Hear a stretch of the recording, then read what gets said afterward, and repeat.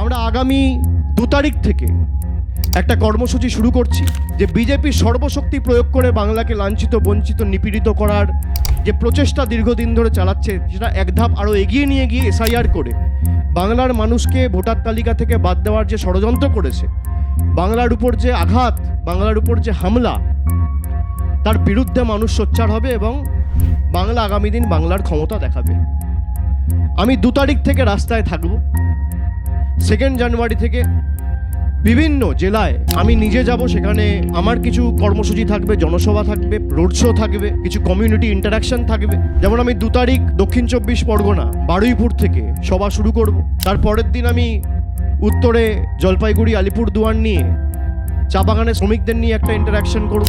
এবং সে কারণে আমরা যে ক্যাম্পেইনটা আজকে, যার শুভ সূচনার কারণে আপনাদের সবাইকে ডেকেছি, যে এদের যত ক্ষমতা আছে প্রয়োগ করো, এদের যত টাকা, এজেন্সি, ক্ষমতা, election commission, high court, supreme court, paramilitary force, SIR, income tax, ED, CBI, media, টাকা, যত কিছু আছে আপনার সর্বশক্তি লাগিয়ে আপনি প্রয়োগ করুন। যতই করো হামলা, আবার জিতবে বাংলা।